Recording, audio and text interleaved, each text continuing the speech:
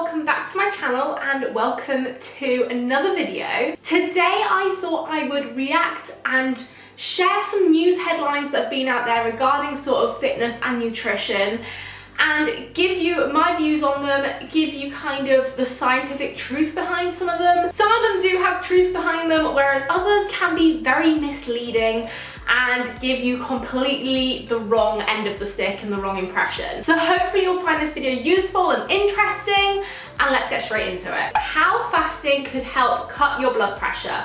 And guess what? It's down to those gut bacteria I'm so obsessed about. So this was an article that was published in the Daily Mail. And we all know that intermittent fasting has become a big thing, especially over the last few years, going back 3-4 years, everyone seems to be doing it. It's still currently quite a hot topic and a lot of people still have questions about it, and there's a lot more research going on into it. However, this news article is based on a study where they changed so many factors about the people's diet that it's unlikely that the fasting itself was having the effects on the blood pressure that they found. So for starters, they put them all on a Mediterranean diet. Mediterranean style eating is already known to be beneficial for heart health and reducing blood pressure. So already that's one variable to consider, is that they're swapping from their usual diet to a Mediterranean diet. And then what's even worse is that they asked the group that were fasting to start their fast off with 350 calories for 3 months. I'm sorry, but that is barely any food. That would be the equivalent of like 3 bananas a day, and that is it. That is really not healthy or sustainable, and I can't believe they even got away with putting people on 350 calories for 3 months, because the other health effects that would have would be quite drastic. So essentially though, what they've done here though is put them into a calorie deficit. So already we've changed them onto a Mediterranean diet. Now we've got them eating less food than they're expending, meaning that they're going to lose weight. Again, another thing that helps to reduce blood pressure. So therefore, from this study, you can't really make an exact conclusion about the effects of fasting on blood pressure, because Mediterranean diet and losing weight will both help reduce your blood pressure. Whilst fasting, maybe the fasting has an effect. However, you can't conclude that because they've changed other beneficial factors that will result in a reduction in blood pressure, and it's not the fasting itself. And if they really wanted to test it and really demonstrate that fasting can have this effect on blood pressure, then they should just keep everything exactly the same. They should be on their same diet, their same kind of eating pattern that they're usually on, but just within a restricted time window. Eating exactly the same quantity of food, the same type of food, and that way you can truly see if it's the fasting that's having an effect on their blood pressure. How healthy are new plant-based fake meats? I thought I'd address this one because being plant-based or following a vegan diet is becoming a bigger and bigger thing. And a lot of people turn to it for health reasons. That's initially why I went that way as well. And a lot of people will think because it's vegan means it's healthy. Of course, there's slight differences between vegan and plant-based diets. Plant-based, the definition is a little bit blurry. Different people define it in slightly different ways. Generally though, you'll stick to more whole grains, whole foods, that kind of thing, more natural foods. Plant-based meat products though, however, they're great as a protein substitute. So instead of eating red meat, like this article points out, a lot of the plant-based meat alternatives will have lower saturated fat and also have a higher fibre content. And currently in the UK, we're eating too much saturated fat and not enough fibre. So these kind of substitutes for meat could be beneficial in helping us reach our targets for both those factors. However, something to look out for, as the article does point out, is the salt content. Often they are relatively high in salt, and that's intrinsically linked with blood pressure and heart health. The more salt you have, the higher the blood pressure, the greater the risk of heart disease. So that is just one thing to bear in mind in particular.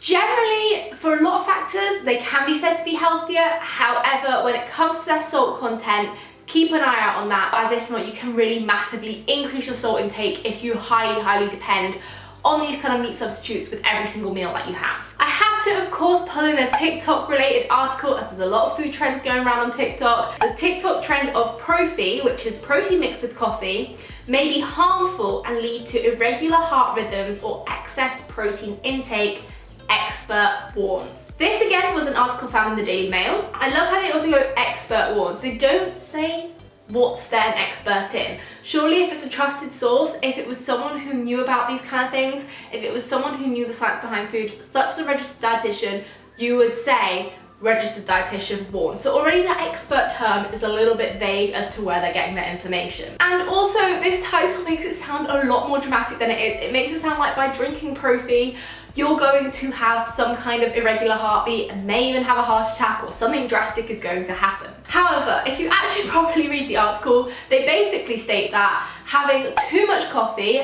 i.e. having too much caffeine, leads to an irregular heartbeat. Which, yes, we know, and that can happen no matter where your caffeine's coming from, whether it's from coffee or whether it's from a Proffee. Also, it says about having too much protein intake. The article itself doesn't really address the high protein issue, and it more just talks about how certain protein powders can be high in sugar. Again, whether you're consuming protein powder as part of a Proffee or whether you're having it just as a shake or smoothie or mixed into some kind of mug cake or something, that sugar content's going to stay the same. So this article really makes it sound like the Proffee is the problem and that's going to cause all the issues. However, really what it's saying is too much coffee or caffeine a day is going to give you irregular heartbeats, and too much protein powder may result in high sugar intake. So realistically, you just want to limit your coffee intake to 2 to 3 cups a day. Protein powder, check the ingredients list, make sure it's not got loads of added sugar to it. Try to stick to ones maybe with more kind of natural sweeteners that have been added, and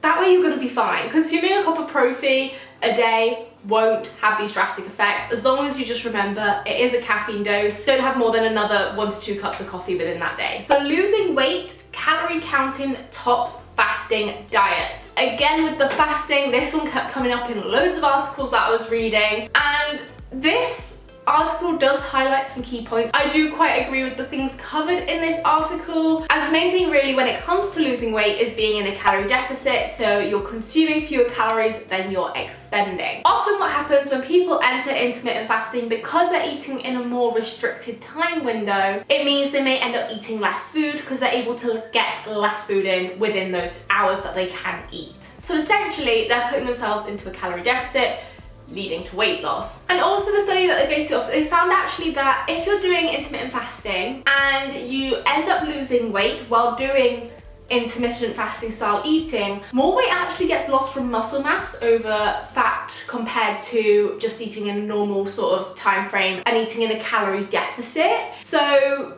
that is also something to bear in mind. You may be able to lose more weight because you're eating in a more restricted window, you're eating less food. However, it may also mean that you're lacking in protein intake, which leads to greater loss of muscle mass as well. So essentially, if you need to lose fat or lose weight, then just finding some kind of diet format that works for you by being in a calorie deficit is what the best approach is.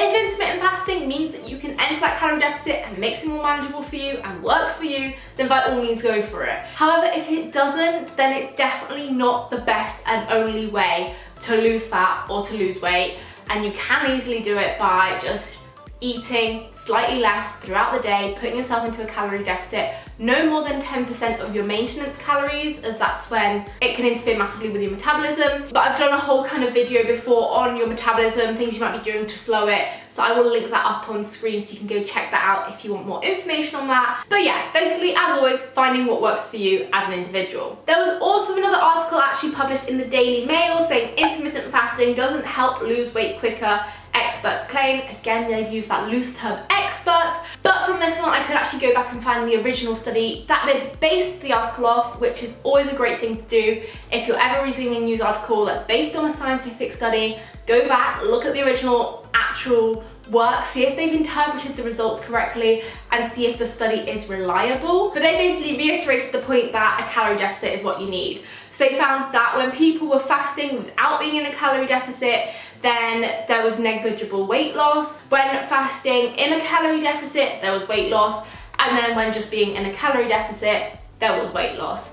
So again, being in a calorie deficit is the answer to fat loss and weight loss. Eating junk food for a month aged my body by 10 years. Firstly, the title sounds quite dramatic, a little bit misleading maybe, saying that their body has been aged by 10 years. What they mean is that their body hasn't actually aged 10 years, there's no kind of physical marker of that, but the things that they got from eating junk food for a month and the symptoms that they got made them feel like they were 10 years older. The guy who did this sort of experiment where he ate junk food for every meal for a month also said he experienced massive weight gain. Now, a bit like with weight loss, fact, in order to gain weight, you need to be in a calorie surplus, and that can happen from any food. So it's not just the junk food necessarily that's leading to the massive weight gain. However, when it comes to junk food, it's a lot more energy dense, you get a lot more energy per gram of food, so it's easier to overconsume. It also leaves you feeling less satisfied, less full, so you're more likely to eat more of it than you probably need to, meaning it's very easy to put yourself into a calorie surplus and therefore gain weight. As the guy in this article also points out,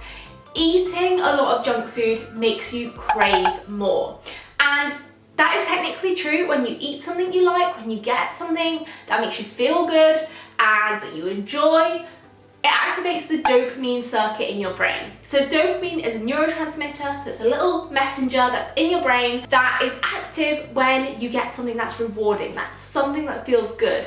And it activates this reward circuit, making you feel good, making you think, that was amazing, I want more of that. It's the same thing that's involved in addictive behavior that makes people crave more and want to do it more. So again, this causes us to easily overconsume junk food when we're only consuming junk food.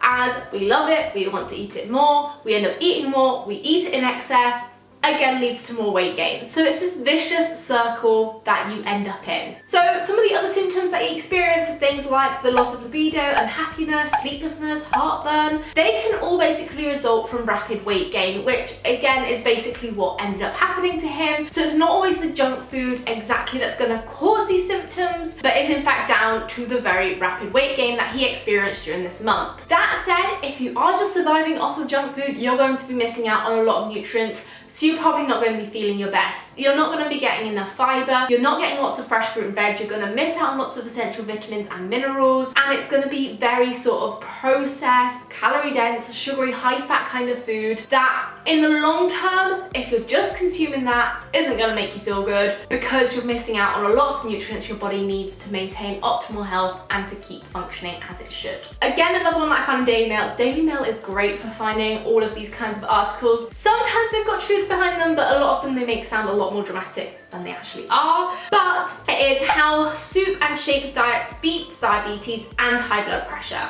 NHS tests radical eating plan of just 850 calories a day in a war on diabetes as landmark study suggests a third of patients reversed the condition. Already with the title, we've got some misleading information here. A lot of people talk about reversing diabetes. Within this article specifically, we're talking about type 2 diabetes, which is the lifestyle diabetes. So this is brought on when people are eating too much sugar, too much saturated fat, not exercising, overweight, have high alcohol consumption, and are basically leading quite an unhealthy lifestyle. These are the kind of factors that can trigger the onset of type 2 diabetes. And once someone actually has type 2 diabetes, they have the condition forever. There are ways of managing the symptoms, there are ways of regulating your blood sugar to get it back to a normal level. However, when you stop putting those kind of processes in place, so the diet changes and the lifestyle changes you've had to make to kind of manage the diabetes, your blood sugar levels will shoot back up again and you'll still be in that same situation you were in before. So you will always have this underlying condition once you've got it, so you can't reverse it. Even though there's people who probably better managed it, they definitely didn't reverse their diabetes. So basically with this shakes and soup diet, they're putting them on 850 calories a day, which is quite a dramatic calorie deficit. Bearing in mind, a toddler needs 1,200 calories on average to just survive and grow and carry out their daily activities.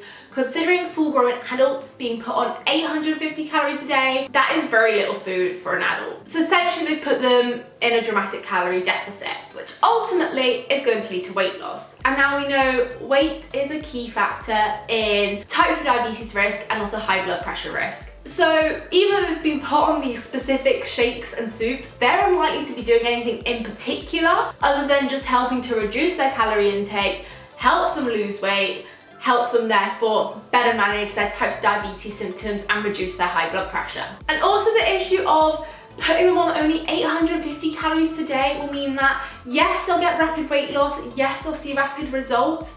However, maintaining that weight loss will become very difficult. Being on 850 calories a day means that your metabolism will slow. As soon as you start going back to eating more of a kind of normal maintenance level of calories to maintain that weight, you're just going to end up packing all the weight back on. So I know obviously the NHS are pressed for time and they're very busy, and doing something like this will help them in the short term, meaning that patients get better, they can come off medication, they need less consultation time. In the long run, they'll only end up putting that weight back on and having to return for medical attention again. So a more sustainable long-term approach where people take a sort of gradual weight loss approach where they're not on a restricted diet, they're not just on soups and shakes, because who can really enjoy that in the long term, and they just gradually reduce their calories to a level that's sustainable, that they can actually manage, help them gradually lose the weight, and then their metabolism won't drop as dramatically. They can get back to sort of a more maintenance calorie level of eating without them packing back on all the weight that they've lost, and overall just live a better, healthier lifestyle in the long run. So I'm aware this video has been a fairly long one, but hopefully you have found it interesting and you've taken something from it. It's definitely worth reading a lot of newspaper articles